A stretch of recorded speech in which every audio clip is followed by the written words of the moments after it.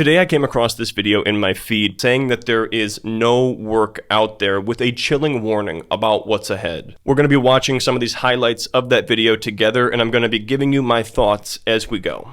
Today I'm going to be talking about some of the bad things about the handyman business that I have never experienced before since I started this business. And that is no jobs. So I've been doing this for a few years now. Just to give you a comparison, I posted my ad on Craigslist at 11 at night, and by 6 in the morning the next day my phone started ringing nonstop.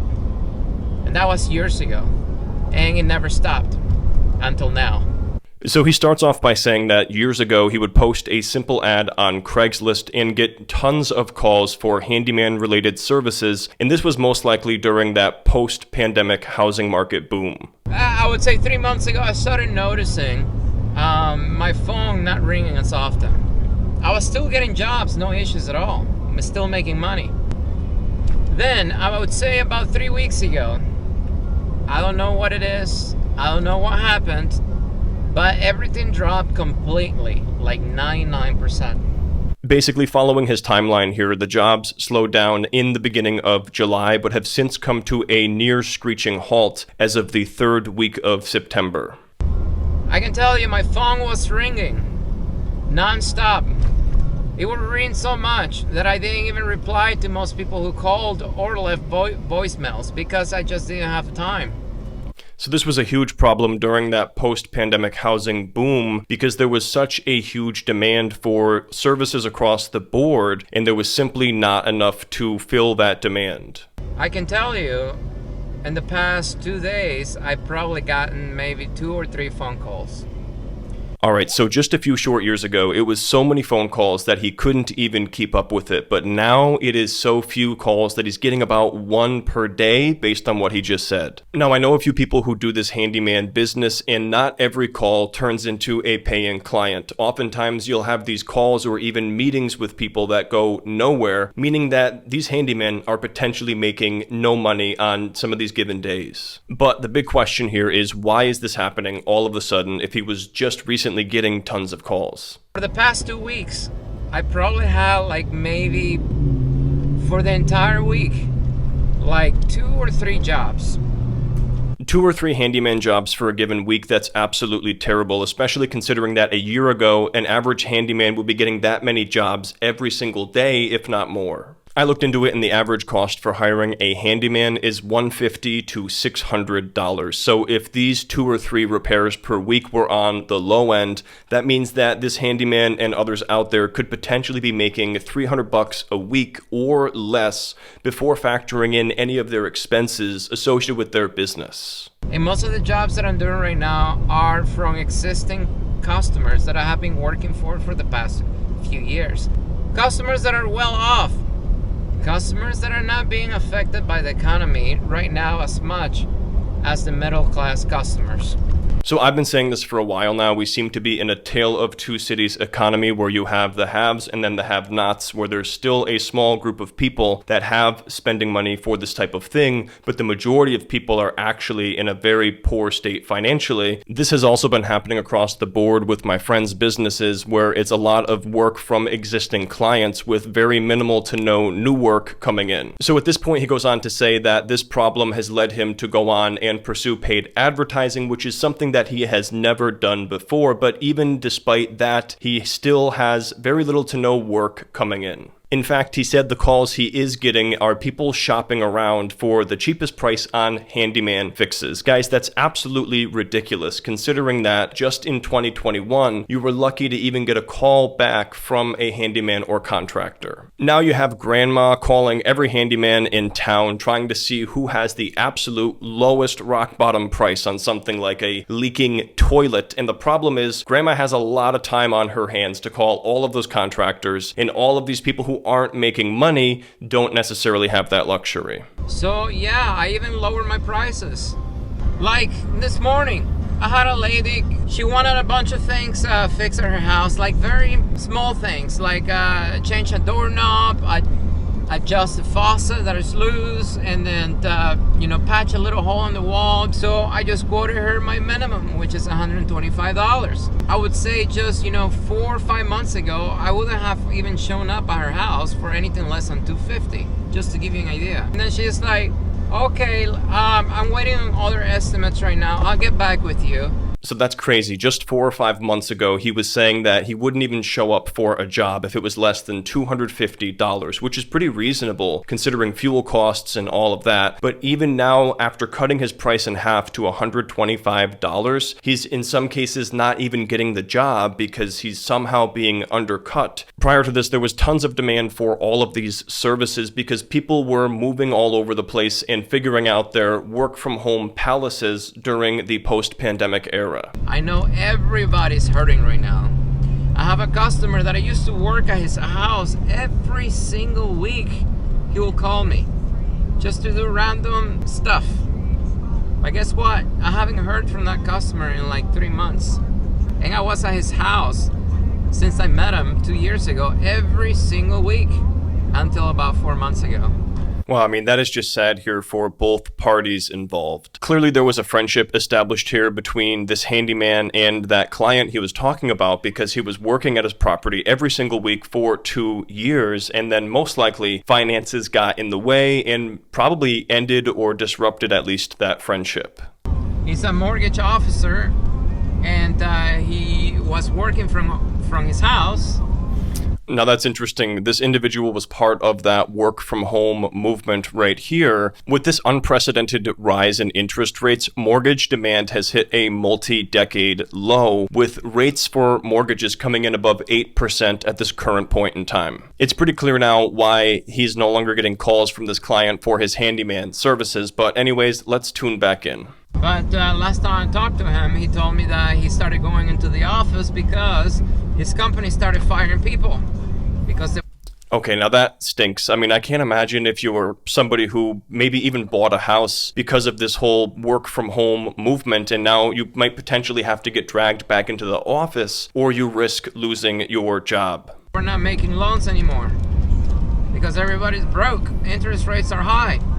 So he decided he was going to go into the office, so at least the people in charge of firing personnel at his office would recognize his face, and it'll be a little harder for those people to fire him, since at least he's at the office in person instead of just working remotely, and then when people are firing, they're just firing a name.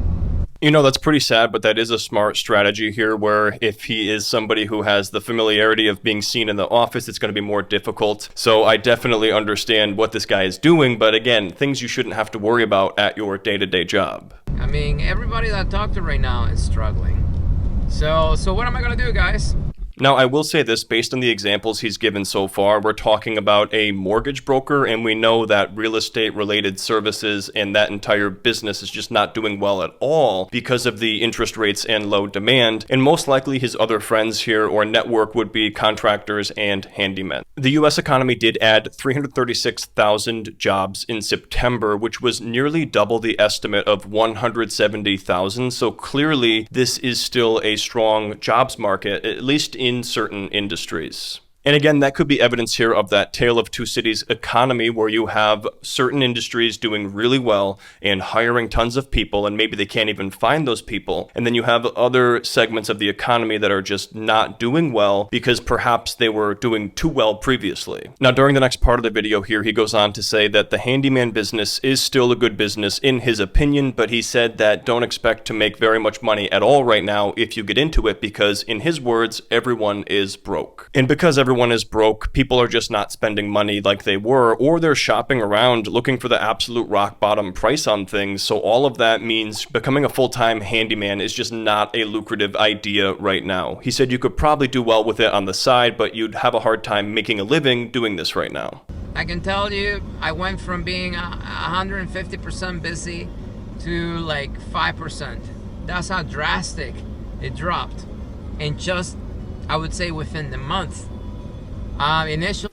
Now that is absolutely chilling. You wouldn't think that things could get so bad that quickly where it basically goes hot and cold within a month, but based on what he's saying, that's exactly what has happened here. The scary part is thinking about multiplying that across all of these service-based businesses, and if the same thing were to happen to these businesses where demand for their services craters in 1 month time, what that would look like for our overall economy.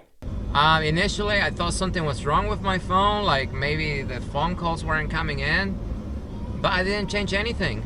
And then, actually, people are just not calling. And the ones calling right now, they just want like a massive deal that it's just an insult just to even give them an estimate, because, these people think you're going to show up at their houses for like 20, 40 bucks. No, that's not going to happen. I'd rather stay home and watch freaking Netflix.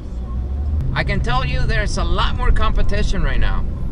So because it was such a lucrative opportunity in years past, tons of new people got into the business, which increases the supply of contractors and handymen out there. But now that the demand has dried up to levels that are unprecedented, you have all of these people fighting over a very small amount of work. So that supply and demand scale we talked about earlier has now tipped in the other direction, where there's an overwhelming supply of handymen and just not very much work out there. This is just like the average people who get into house flipping during the late stages of a housing market boom because they see all of the money that everyone else has been making. But the problem is, oftentimes, this coincides with the end of a rally in a particular asset. So if you think about the same thing with this handyman-related service or contractor-related services here, tons of new people getting into the business, demand cools off, and now you have what we see here. He then goes on to say he's seeing new people running ads for handyman-related services every single day, so perhaps there's still tons of new people entering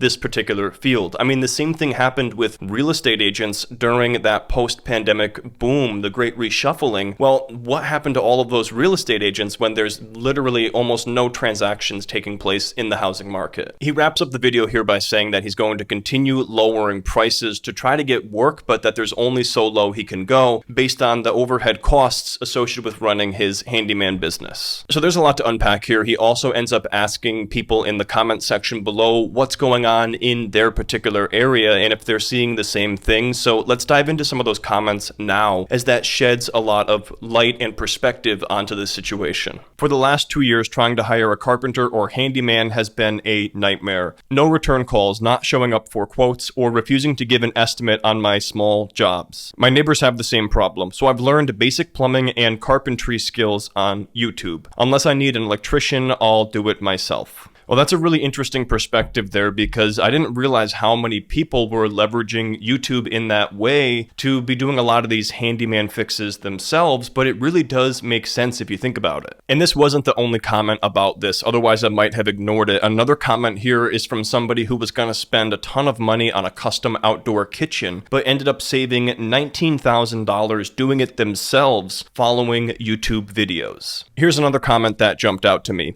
I am a handyman myself. When I started out, my fee was $75 to show up and do something small and get a good review. It's gotten so bad that I'm doing that again. Everything you listed in this video is spot on. I'm getting undercut at every turn, and my main customers are not spending any money. I'm scared. This reminds me of 2008 a lot. Even scarier, I think this is just the start of a long, painful economic time. A lot of people are going to go out of business if it stays like this for very long. Check out this next comment here. It says, I'm in HVAC and I noticed approximately 3 months ago, which does fit the same timeline in this video, people stopped having money to fix their furnace or air conditioners. Anything over $100 to $200 in repairs is impossible for people to scrape together. But again, we can't discern just from this if this is only happening in the handyman and contractor related business, or is this happening across the board for various services and possibly even goods that people are buying. This next comment here sheds some light on that. I'm a Uber/DoorDash driver, and I used to make $300 to $400 a day easy during the pandemic. It's been slowly declining ever since, and currently,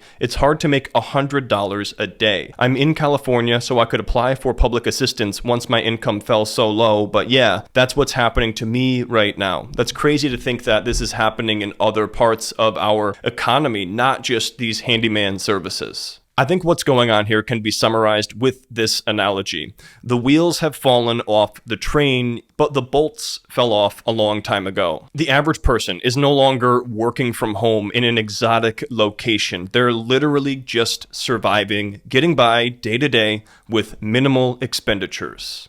Of course, there are still pockets of people who do have extra spending money, and those may be the ones who are putting a little bit of money here and there into their bathroom or kitchen or little things like that. But just like we heard in the video, that's pretty much all of the work that this handyman is seeing is the recurring work from these legacy customers, and that's only going to get you so far. But what I'm most curious about is your particular thoughts on this. So please leave me a comment down below with what's going on in your particular area. Also, let us know where that area is, and I'd love to get the conversation started down below. Also, shout out to YouTube Handyman for putting that video together. I've linked up to it down in the description below. I'll also put a card up in the corner, and I would recommend watching his full video as we did clip it down and there were some anecdotes that just didn't make this video. Lastly, you can grab a copy of my book all about getting your side hustle off the ground at most libraries across the United States. It's also available in person at Barnes & Noble. You can grab copies on Amazon, or you can listen to an author-narrated version over on Audible. Thanks for tuning in. Click here to watch the next video, and I'll see you next time.